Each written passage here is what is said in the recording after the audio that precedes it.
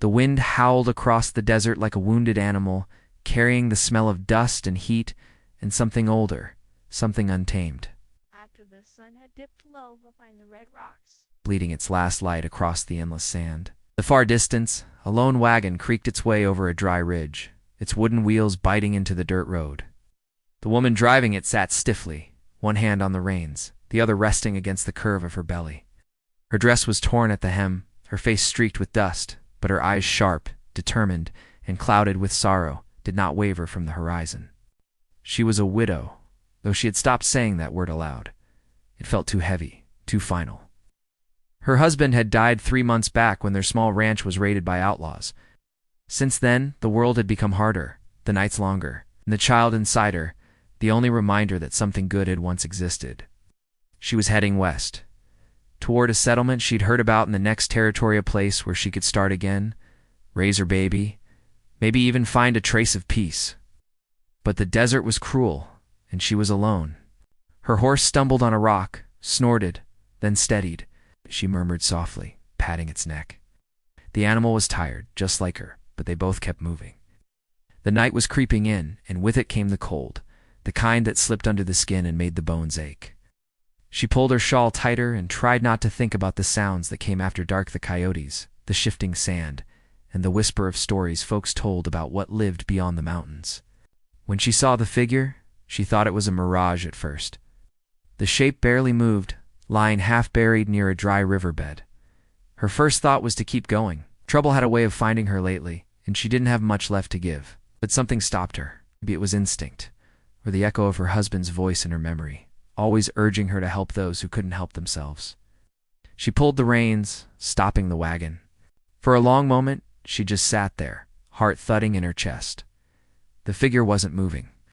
She climbed down carefully, boots crunching on gravel, her hands steady in her swollen belly. As she got closer, she realized it was a man.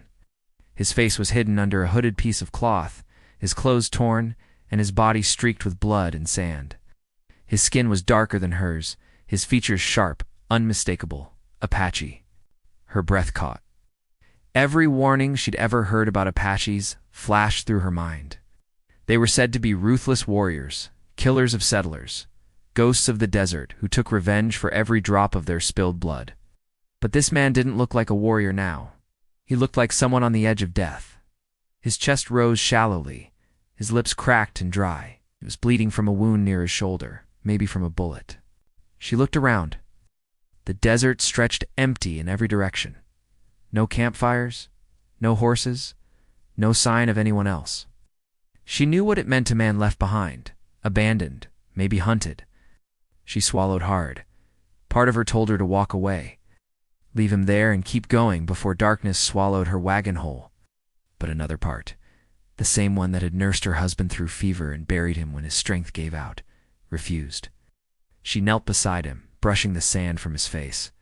His eyelids flickered, and he made a sound, low and weak, in a language she didn't understand. "It's all right," she whispered, though her own voice trembled. "You're hurt. I'll help you." She got water from her canteen and pressed it to his lips. At first he didn't move, then slowly he drank. His breathing steadied just a little. She looked at the wound again, grimacing. The bullet was still in there. She left him, he'd be dead by morning. She hesitated only a moment before she lifted his arm and struggled to get him to the wagon. He was heavy, far heavier than she expected, but she managed, inch by inch. Once he was lying in the back, covered with a blanket, she climbed back into the driver's seat, her heart still racing. The desert seemed to grow quieter after that, as if holding its breath. The wind died down and the stars began to spill across the sky. She kept driving until she found a small patch of rock to shelter against. When she stopped, she checked on him again. His breathing was shallow, but steady. His hood had slipped, and in the dim lantern light she could see the strong lines of his face, the sharp cheekbones, the long hair braided with strips of leather. He was younger than she thought, maybe not much older than her late husband had been.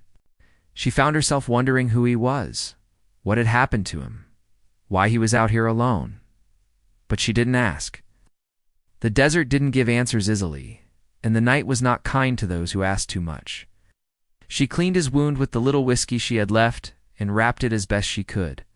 He winced once, but didn't open his eyes.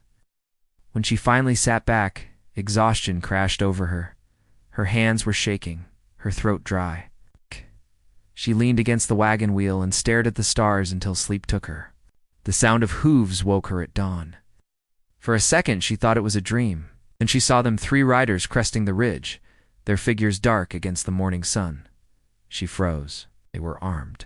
They didn't look like soldiers, and they didn't look friendly. Her heart pounded as she reached for the rifle her husband had left her. The riders drew closer. One shouted something she couldn't make out. She stepped forward, rifle in hand, trying to look braver than she felt. In the back of the wagon, she heard movement. The Apache was awake. I sat up slowly, his eyes wide and alert, his hand instinctively going to where his knife should have been. The riders spotted him. Their faces changed instantly. One pointed, yelling a word she understood clear as day, Apache. Before she could react, the man she had rescued was on his feet. He grabbed her arm, pulling her behind the wagon as a bullet whistled past. The sound cracked through the air, sharp and terrifying. The gunfire echoed off the rocks. She crouched low, her heart hammering, the smell of gunpowder thick in the morning air. He moved fast, even wounded. Somehow he managed to load her husband's rifle and fire a single clean shot that sent one of the riders' horses stumbling. The others pulled back for a moment, circling. Dust swirled around them, blurring their faces. She looked at him, this stranger she had found half dead in the desert. This man everyone had told her to fear. His jaw was set, his dark eyes burning with focus and pain. For a brief moment, she saw not an enemy, but someone fighting for his life just as she was. The gunfire stopped. Silence settled again, thick and tense. The riders were regrouping somewhere beyond the ridge, deciding whether to return.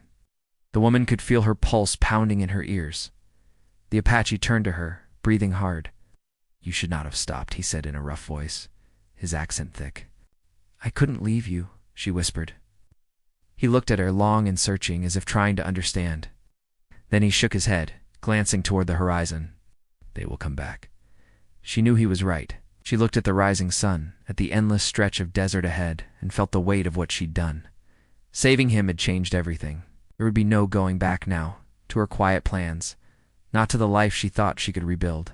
She gripped the reins tighter, the wind catching her hair. For the first time, since her husband's death, she felt something stirred deep inside her, a strange mix of fear, defiance, and hope. The Apache climbed into the back of the wagon, his face pale, but his eyes sharp. "We ride," he said simply. And as the wagon rolled forward into the blazing light of the new day, the desert seemed to hold its breath once more, as if it knew that nothing for either of them would ever be the same again. The wagon rattled down the uneven trail, the morning sun already burning the air with its dry, sharp heat. The woman gripped the reins tightly, her eyes darting between the endless road ahead and the Apache resting in the back. His wound had started bleeding again, a dark stain spreading through the bandage. He didn't complain or make a sound, just kept watching the desert around them, alert, as though every shadow could hide danger. She wanted to ask who those men were, why they were chasing him, and what she had gotten herself into, but she stayed quiet. The wind tugged at her hair, and the wheels creaked beneath them.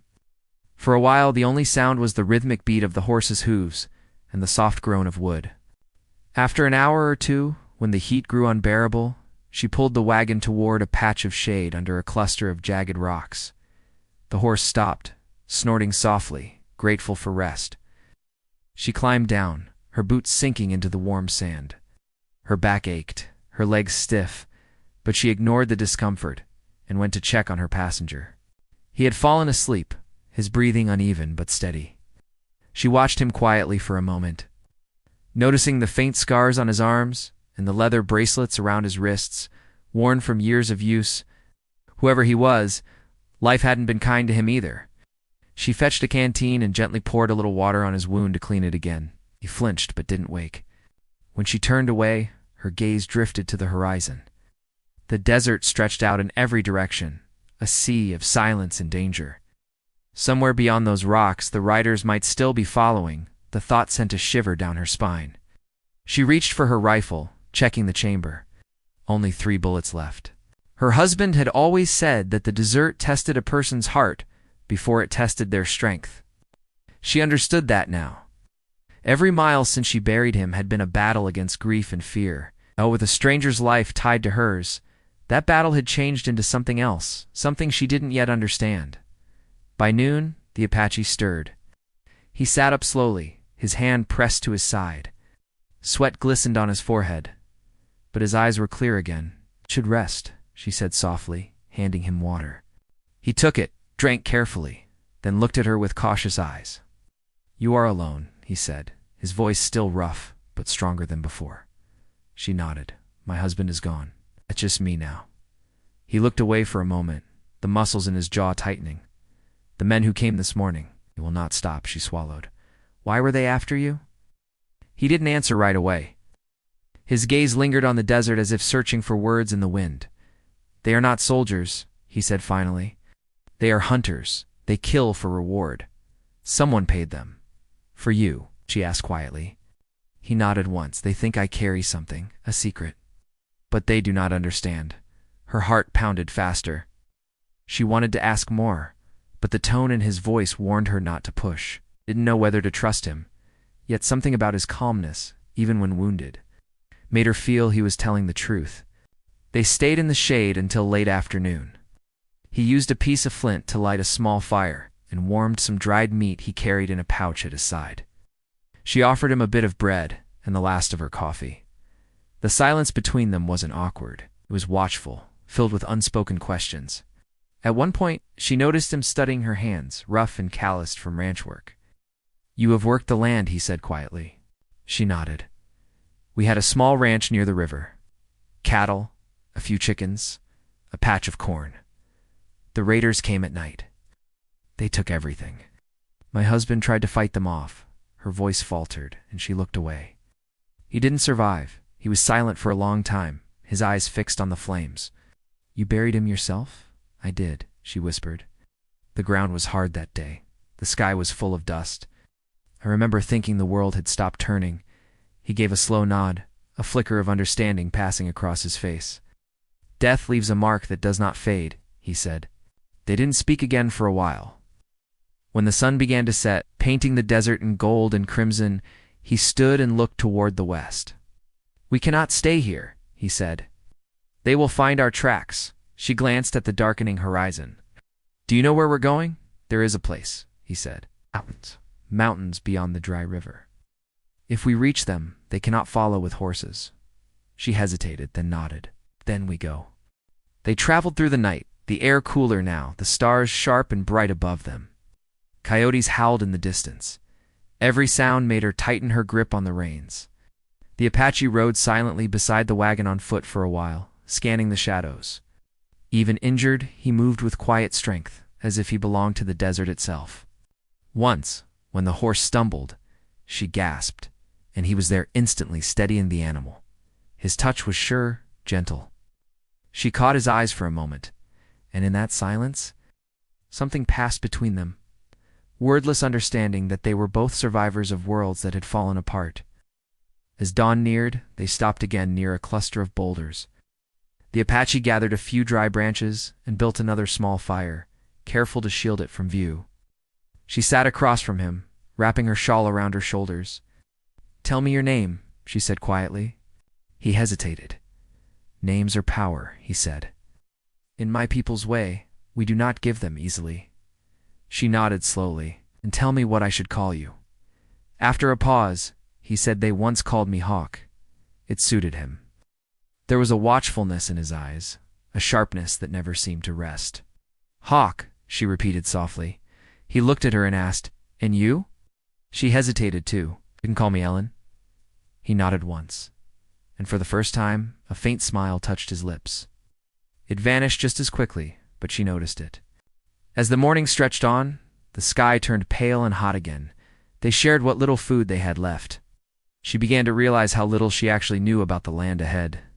The maps her husband had drawn were gone, burned in the raid. All she had was instinct and Hawk, while she cleaned the wagon's wheel and checked the horse. She caught him standing still, eyes fixed on something far in the distance. She followed his gaze and saw a thin line of smoke rising beyond the ridge. "Is it them?" she asked. He didn't answer. He picked up his bow and checked the string. "We move now," he said. Before they find the trail, they hurried to pack up. Her hand shook as she climbed into the wagon, her mind racing. Every moment felt heavier than the last. The baby shifted inside her, a soft reminder of the life she carried, and she whispered a small prayer under her breath. As they rode, Hawk's voice broke the silence. "Oh, those men, they killed my brother. He carried a message, a treaty between my people and one of your army officers. They thought I had it when he fell. They want proof to claim their reward. So that's why they're hunting you," she said quietly. He nodded. "I have nothing to give them, only the truth, and they do not care for that." She felt a strange ache in her chest. The world seemed filled with people who only wanted to take. She understood his pain, though their lives had been so different. The wind picked up, carrying sand in sharp waves that stung her face.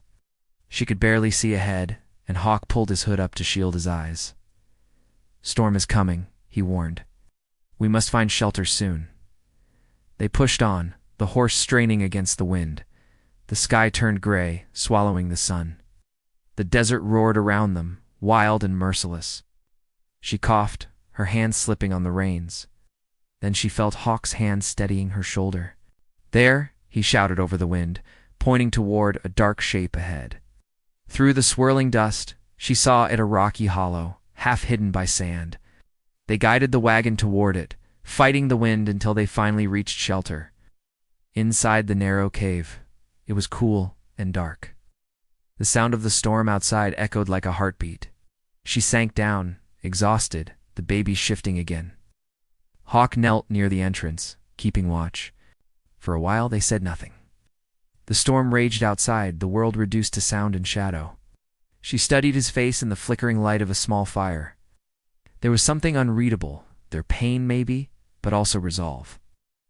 Finally, she asked, "What happens when we reach those mountains?" He turned toward her. "We see who follows us," he said. "If the spirits will let us live another day." The fire crackled softly between them. Air felt heavy with questions neither dared to speak. Somewhere in the howling wind, she thought she heard a voice faint, distant calling out through the desert night.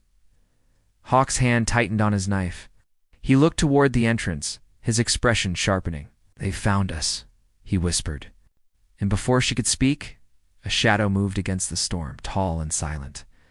Just beyond the mouth of the cave, the shadow outside the cave stood perfectly still, a dark shape outlined by flashes of lightning cutting through the sandstorm.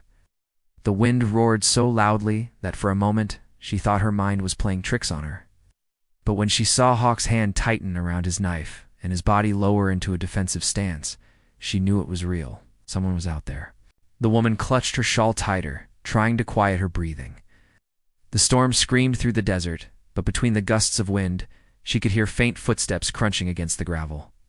Hawk motioned for her to stay back, his eyes locked on the entrance. He moved like a hunter, silent and patient, waiting for the right moment. A figure appeared at the cave's mouth, half covered by a scarf, rifle raised. Lightning flashed again, lighting the stranger's face for a split second. It wasn't one of the riders they'd seen before. This man looked older, his eyes tired but sharp. He took one cautious step forward, peering inside. Hawk tensed, ready to strike, when the man suddenly lowered his weapon. "I mean no harm," the stranger called over the wind. His voice was rough, but steady. "I saw your fire." Hawk didn't move. "Who are you?" he demanded.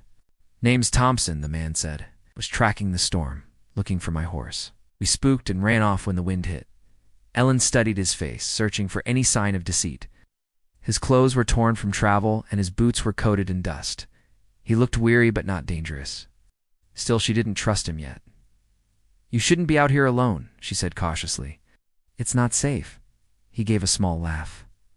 "That much I figured. Mind if I stay until the storm passes?" Hawk didn't answer right away. His eyes stayed cold, calculating. After a tense silence, he nodded once. "Stay by the entrance. No closer." Thompson agreed easily and sat near the cave's mouth, rubbing his hands near the fire for warmth. For a long while, none of them spoke. The storm raged outside, making the cave tremble with each gust. When it finally began to quiet, Ellen could hear the faint crackle of the fire and her own heart slowing down. Thompson glanced between them. "You folks headed west?" Ellen hesitated. "Something like that," she said. He nodded slowly. "I've been that way before. Hard country. You'll find little but dust and ghosts." The words lingered in the air. Hawk's eyes flickered toward the man, sharp and assessing. "You know this land," he said. "Lived here most of my life," Thompson replied. "Used to trade with the tribes before the army took over the routes. These days I mostly keep to myself." He looked at Hawk carefully, not with hate but curiosity. "You're far from your people?" Hawk didn't answer, only stared into the flames. The silence stretched again. Ellen could feel the tension building between them, a quiet clash of two worlds that rarely met without blood being spilled. When the storm finally began to fade, Thompson stood and brushed off his coat. "I'll be heading east come daylight," he said. "But you might want to stay off the main trail. There's been talk of bounty hunters. Word is they're chasing an Apache scout who crossed the border." Ellen felt Hawk's eyes on her before she even turned. She said nothing, just nodded slowly. "Thank you for the warning." Thompson gave her a long look. "Be careful, ma'am," he said softly. Then he turned and disappeared into the morning haze, leaving only footprints in the sand. When he was gone, Hawk stirred the fire with a stick, his face shadowed. "He speaks truth," he said. "They are still searching." Ellen wrapped her arms around herself. "Then we keep moving before they find us." Hawk's eyes lifted to hers. "You could still turn back. Find the settlement. They might take you in." She shook her head. "And leave you to die out here?" "No, I made my choice when I stopped that wagon." For the first time since she'd met him, Hawk's expression softened. There was a quiet respect there, though he didn't speak it aloud. "Instead," he said, "then we ride together." They broke camp before dawn, moving carefully through the quiet desert. The storm had wiped away their tracks, which bought them some time. But it also made the land harder to read, the roads less certain.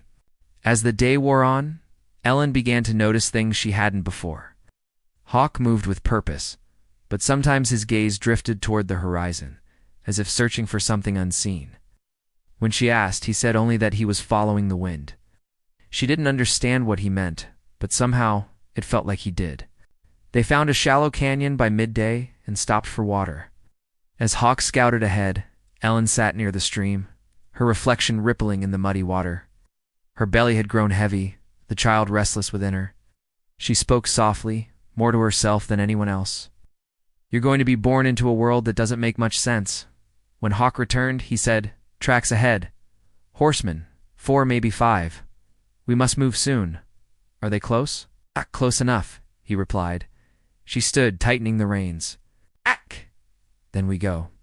They moved through the canyon's narrow path, the red cliffs towering above like watchful sentinels. The air felt heavy too still. Hawk led the way, scanning every ridge. Then suddenly he stopped, raising his hand. Voices faint at first, then clearer. The hunters were near. Ellen's heart leaped. Hawk motioned for silence and pulled her behind a rocky wall. Through a narrow gap, she saw them for men on horseback, rifles slung across their backs, dust rising around their boots. Their horses were restless, snorting, as if they too sensed something uneasy in the air. One of the riders spoke, his voice carrying across the canyon. "Tracks end here. They couldn't have gone far." Another spat on the ground. "That woman's wagon was seen near the ridge. She's with him." Ellen's chest tightened. She looked at Hawk, who gave a silent nod. They had to move fast. When the riders dismounted to search the ground, Hawk whispered, "Stay low. I say go north. What about you? I'll keep them busy." She grabbed his arm, shaking her head. "You can't fight them alone." He looked at her, calm and unyielding. "I have fought worse." Before she could argue, a loose rock tumbled from above, clattering down the cliffside. One of the riders looked up sharply. "There," he shouted. Hawk pushed her back behind the wagon. "Go," he ordered, then darted toward the opposite side, drawing their attention. Gunfire cracked through the canyon, echoing off the rocks. The sound made her flinch, the horse rearing in panic. She climbed into the wagon, gripping the reins with trembling hands, urging the animal forward. Dust swirled around her, and she could hear shouting behind the hunters calling to each other. chasing after Hawk. The wagon bounced violently as it hit uneven ground. Her hands burned from gripping the reins, her breath coming in sharp bursts. The desert blurred around her. Somewhere behind, another shot rang out. She bit her lip to keep from crying out, whispering a prayer that Hawk was still alive. By the time the canyon opened into a wide plain, she was trembling. The horse was exhausted, and so was she. The heat shimmered off the sand, and the world seemed to sway around her. She didn't know where she was going anymore, only that she had to keep going. Then she saw movement on the horizon, something dark, running fast, toward her. Her heart leaped in fear until she saw the shape more clearly. Hawk. He reached the wagon, panting, a streak of blood on his arm. "They saw you leave," he said, his voice rough. "We must not stop." "Are you hurt?" she asked, reaching toward him. "Not enough to slow us," he said, climbing aboard. "Keep west. The mountains are near." As they rode, the air grew cooler, and faint outlines of peaks began to rise in the distance. But the tension didn't fade. Hawk kept glancing back, his expression dark. He knew they weren't safe yet. Night came again, heavy and cold. They camped in a small ravine, the stars glimmering faintly above. Ellen sat near the fire, exhaustion pulling at her bones. Hawk sat opposite her, cleaning his knife, his face half hidden in shadow. She finally asked the question that had been burning in her mind. "That message you spoke of, the one your brother carried, what was it?" He looked at her for a long time before answering. "It was a promise," he said quietly. "An agreement between my people and your soldiers. To end the fighting, to share the land in peace. But someone wanted war more than peace.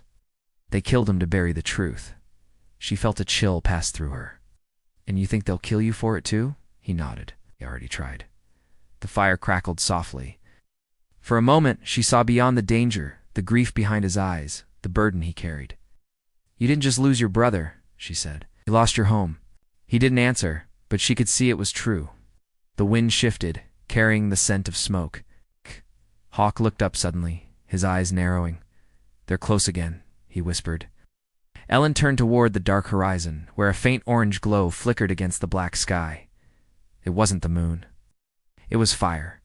And somewhere out there, the hunters were coming. The glow on the horizon burned brighter with each passing minute, the orange flames licking the night sky like some cruel omen. Ellen could smell the smoke, now dry, bitter, mixed with the sharp scent of burning brush. Her heart pounded as she turned toward Hawk, who was already standing, eyes fixed on the distance. The fire wasn't far. It was spreading across the lower plain, and somewhere beyond that fire, she knew, the hunters were moving closer. "They're driving us toward the mountains," Hawk said quietly. "They want to trap us." Ellen's hand went instinctively to her belly. "What do we do?" He looked toward the dark ridges to the west, their jagged shapes cutting against the starlit sky. "We climb," he said. The horse shifted nervously, its eyes wide and rolling. The animal could smell the smoke too. Ellen swallowed her fear and began packing their few belongings into the wagon. Hawk moved quickly, dousing the fire they had built and scattering the ashes with his boot. Then he turned to her. "We leave the wagon. It's too heavy. They will hear it from miles away." Her chest tightened. "You can't carry everything on foot. Only what we need," he said firmly. "Water, the rifle, a blanket for you and the child." She hesitated, then nodded. There was no time to argue. Together they loaded the bare essentials into a rough sack. Hawk tied it across his back, wincing slightly at the movement. His wound hadn't fully healed, but he didn't complain. The night wind carried sparks ahead of the flames, and the air grew thick with heat. Hawk guided her toward the rocky path that led upward, his movements steady and sure. Ellen followed close behind, each step heavy with fatigue. The ground was rough, loose gravel sliding beneath her boots. She stumbled once, catching herself on a boulder, her breath coming hard. "Keep moving," Hawk said, offering his hand to help her.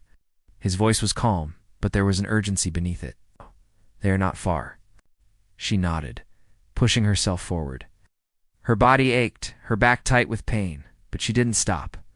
The fire behind them roared louder now, painting the desert in shades of red and gold. The hunters would use that light to track them, every shadow a clue, every sound a signal. As they climbed higher, the air cooled again. The fire's glow dimmed below, replaced by the pale shimmer of moonlight on stone. They reached a narrow ridge where the path split one way, leading deeper into the mountains, the other curving back toward the plains. Hawk crouched, studying the ground. "They'll expect us to go north," he said, "so we go west, through the pass." Ellen looked at the steep incline before them, the rocks jagged and uneven. "Can we make it?" "We must," he replied. They pressed on, climbing in silence. The moonlight caught on the edges of the rocks, casting long shadows. Somewhere far below, Ellen could hear faint voices carried on the wind, the hunters shouting to one another, their tone growing sharper. Hawk heard it too. He picked up his pace, guiding her through a narrow gap between two large boulders. They reached a small plateau, hidden from view. Hawk motioned for her to sit and rest. She sank down, gasping for air, one hand pressed to her stomach. The baby shifted again, as if restless from all the movement.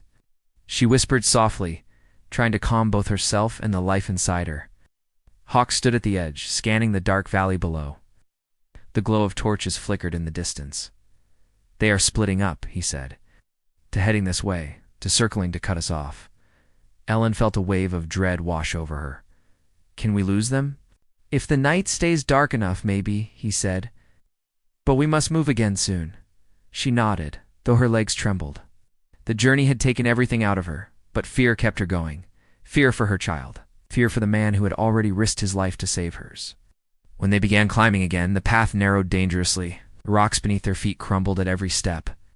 At one point, Ellen slipped, crying out as she lost her footing. Hawk caught her arm just in time, pulling her back against the rock wall. His grip was strong, his breath close to hers. "Do not look down," he said softly. "Just follow me." She nodded, clinging to his words more than the stone. Inch by inch, they made their way upward. When they reached the top, a thin trail wound through a cluster of tall pines, the air suddenly cooler and still. Hawk slowed his pace, listening. The sound of the hunters was distant now, but not gone. Somewhere behind them, a horse neighed sharply, followed by a muffled curse. They were still on their trail. Ellen wanted to ask how long until dawn, but the question felt meaningless. Time had become a blur of movement and fear. They found a shallow cave halfway up the ridge, its entrance hidden by thick brush. Hawk led her inside and checked the area before signaling her to rest. She sank to the ground, trembling with exhaustion. He knelt near the entrance, watching the night.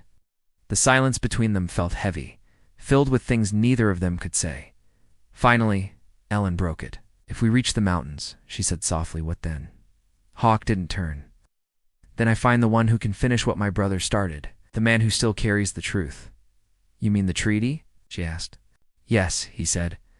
"If I can get it to him, maybe the killing will stop." Ellen looked at him, her voice barely a whisper. "And what if it's too late?" He glanced back at her then, his expression unreadable. "Then we die trying." His words hung in the air like smoke. The night dragged on, slow and restless. Ellen couldn't sleep. Every sound outside, the wind through the trees, the scrape of gravel, made her heart race. Hawk stayed awake too, silent as stone. Once, she caught him staring at the stars through the opening, his face solemn, as if he were remembering something far away. When the first faint streaks of dawn touched the sky, Hawk stood. "They'll move faster in daylight," he said. "We go before they see the trail." She rose, unsteady, but determined. Her whole body felt sore, but she ignored it. They left the cave quietly, moving through the pale morning mist. The forest thinned as they climbed higher, the ground turning to loose shale. The air smelled of pine and cold earth. Then came the sound they dreaded most, a gunshot. It echoed through the valley, sharp and close. A second followed, splintering a rock just feet from where they stood. Ellen froze. Hawk grabbed her arm, pulling her behind a boulder. "They found us," he said grimly. She peeked out, her heart pounding. The hunters were climbing from the lower ridge, their horses left behind. There were 3 of them now, moving fast and shouting to each other. Hawk raised the rifle, steadying his aim. "Stay down." He fired once. One of the men dropped to his knees, clutching his leg. The others took cover behind the rocks, returning fire. The shots rang out, cracking through the still air. Dust exploded around them. Ellen covered her ears, trembling. She could taste the dryness of fear in her mouth. Hawk reloaded quickly, his movements precise despite his injury. "We must move higher," he said. Now they scrambled up the ridge as bullets struck the rocks around them. The path grew narrower, the slope steeper. Ellen's legs screamed with pain, her lungs burning. Behind them, the hunters kept coming. At the top of the ridge, the land opened into a narrow valley bordered by cliffs. Hawk led her toward a narrow path along the edge. "This way," he said. "The pass is ahead." But just as they began crossing, another figure appeared on the far side, a rider. He was older, with a scar across his jaw and eyes as cold as steel. He dismounted slowly, rifle in hand. Ellen recognized him. He was the one who had led the raiders that destroyed her ranch. Hawk's eyes darkened as the man raised his weapon. "You," said under his breath. The man smirked. "Small world," he said. "Seems the desert wasn't done with you yet." Ellen felt her knees weaken. The sight of him brought every memory rushing back, the smoke, the screams, her husband's body falling. Hawk stepped in front of her. "You killed her husband," he said quietly. The man shrugged, stood in the wrong place. Before Hawk could answer, another shot rang out from behind. The hunters had reached the ridge. The bullet grazed the rock near Hawk's shoulder, forcing him to duck. Now they were surrounded. Ellen's mind raced. There was no clear path forward, no way down without being seen. The fire from last night had cut off their trail behind, and the cliff beside them dropped into a dark ravine. The wind howled through the mountains, carrying the scent of ash and gunpowder. Hawk reloaded his rifle, eyes darting between the men in front and the hunters behind. "Stay behind me," he told her. She nodded, clutching the blanket around her shoulders. The leader laughed, his voice echoing off the cliffs. "You're trapped, Apache. Hand over what you've got, and maybe I'll let the lady live." Hawk said nothing. His face was calm. Too calm. Ellen could see his hand tighten on the rifle, his breath steady. The light of dawn cut across his face, turning his eyes to gold. The hunters began closing in, their rifles aimed. The sound of boots scraping rock grew louder. Hawk's gaze flicked to the ravine, then to Ellen. For a heartbeat, she saw something in his expression, an unspoken plan, dangerous and final. "Hawk," she whispered, shaking her head. He didn't look at her. "When I say run," he murmured, "you do not stop." Her breath caught in her throat. "You can't." But before she could finish, another gunshot split the air, and the battle began. The gunshot echoed through the valley like a crack in the sky, sharp and final. Ellen dropped to the ground, covering her ears as dust and fragments of rock rained around her. Hawk spun, firing back in quick bursts, his body low and steady. The hunters scattered, shouting as they ducked for cover. The man with the scar crouched near a boulder, his rifle glinting in the early light. He was calm, the kind of man who had seen too much death to fear it anymore. Ellen crawled toward a cluster of rocks, clutching her belly, trying to stay out of sight. Her heartbeat roared in her ears. She could hear Hawk's footsteps moving closer to the edge, his voice carrying softly to her. "Stay there," he said. "Whatever happens, don't move." She nodded, tears burning her eyes. She wanted to scream, to tell him not to do something reckless, but her throat was too tight. Hawk looked over the ridge, judging the distance below.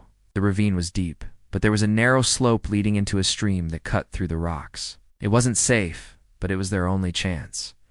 The scarred man shouted, "You can't run forever, Apache. On over the papers, and maybe you'll get to see another sunrise." Hawk's jaw tightened. "You'll never get them," he called back. The man laughed. "We'll see about that." Before Hawk could react, another bullet whistled past, grazing his shoulder. He stumbled, but didn't fall. Ellen gasped, her hand over her mouth. The wound bled fast, staining his shirt.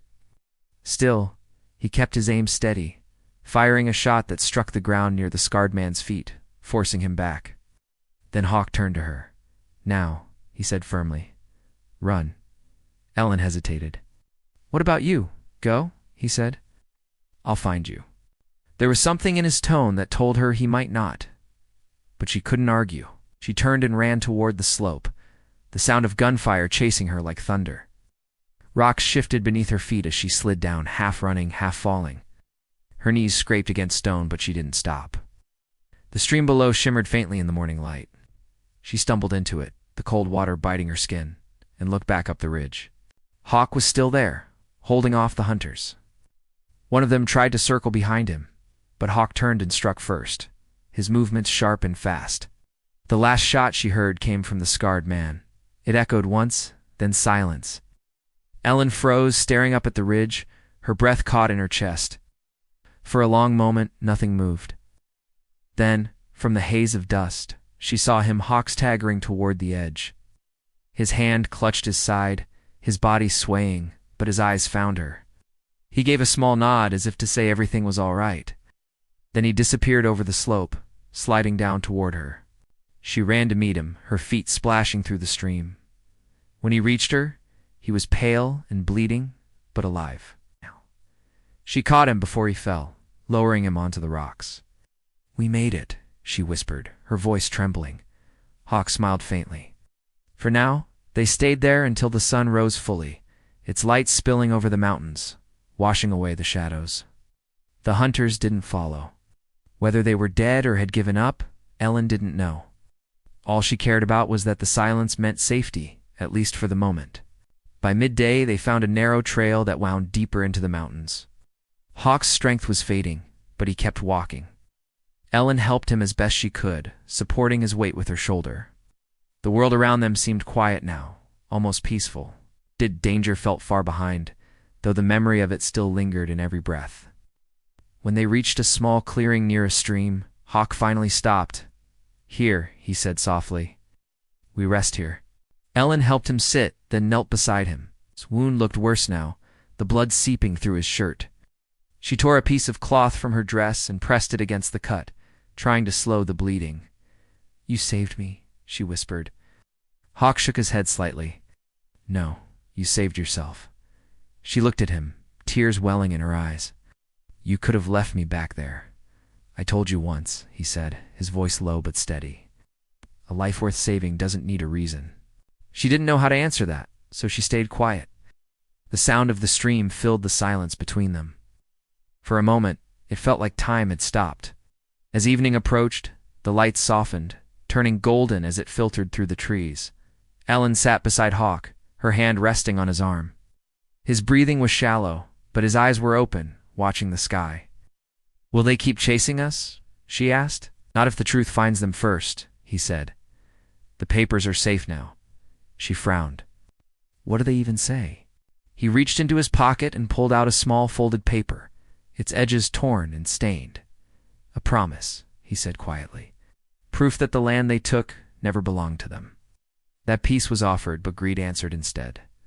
Ellen took the paper carefully, her hands trembling. She didn't understand every word, but she could feel the weight of it. "Then we'll make sure it's seen," she said. Hawk nodded faintly. "There is a town to the west, a man named Caldwell. He will know what to do." She memorized the name, holding it close like a prayer. "I'll find him." He looked at her then, his gaze soft but fading. "You will," he whispered. "And when you do, tell them the truth." She gripped his hand tightly. "You'll come with me." He didn't answer right away. The light in his eyes shifted, as if he were watching something far away. "Maybe in another way," he said softly. Ellen felt a deep ache in her chest, a fear she hadn't wanted to face. She leaned closer, resting her forehead against his. "Don't leave me," she whispered. He smiled faintly, the kind of smile that carried peace instead of pain. "You're stronger than you think." The last rays of sunlight brushed across the mountains as his hand went still in hers. The air felt heavier, quieter. She sat there for a long time, holding his hand, listening to the steady rhythm of the stream. Somewhere, a hawk cried high above, circling the fading sky. When night came, Ellen built a small fire beside the stream. She wrapped Hawk's body in the blanket they had shared and placed the folded paper inside her dress. She didn't cry at first. The tears came only later, quiet and slow, as she whispered his name to the stars. The next morning, she began her journey west. Each step felt heavy, but she kept moving. The land changed around her mountains, giving way to open plains, the air growing warmer. Days passed, and the memory of Hawk stayed with her like a guiding voice. When she finally reached the town, it was smaller than she expected. Dusty streets, wooden signs, a few scattered wagons. She asked for Caldwell, and the townsfolk pointed her toward a small office near the edge of town. The man inside was older, with kind eyes that studied her carefully when she handed him the paper. He unfolded it, reading slowly, his expression hardening with every line. When he looked up, there was something fierce in his gaze. "Where did you get this?" he asked. Ellen swallowed hard. "From a man who believed in peace. His name was Hawk." Caldwell nodded slowly, then folded the paper again. "He was right to trust you," he said. "This changes everything." Ellen felt a weight lift from her chest. Then it wasn't all for nothing. "No," he said quietly. "It never is, not when the truth finally speaks." In the months that followed, Ellen stayed in the town, helping where she could. Word spread about the document, and slowly, the tension between settlers and tribes began to shift. It wasn't immediate, but it was a beginning, something new born out of loss and courage. When her child was born, she named him Hawk. The boy had his father's quiet strength, though he would never know the man who had given him his name. Years later, when Ellen walked by the stream near her home, she would sometimes see a hawk soaring high above the mountains. She always paused to watch, her hand resting on her son's shoulder, feeling a strange calm settle over her. Some stories don't end with peace or victory, but with understanding. Ellen knew that now. The past couldn't be erased, but it could be honored. And the man who had once been hunted became something more than memory. He became the voice of the land itself, reminding her that courage isn't about winning. It's about choosing to stand when everything tells you to fall. The wind carried that truth across the valley, whispering through the grass and stones, carrying with it the promise that no fight for justice, no act of love, ever truly disappears.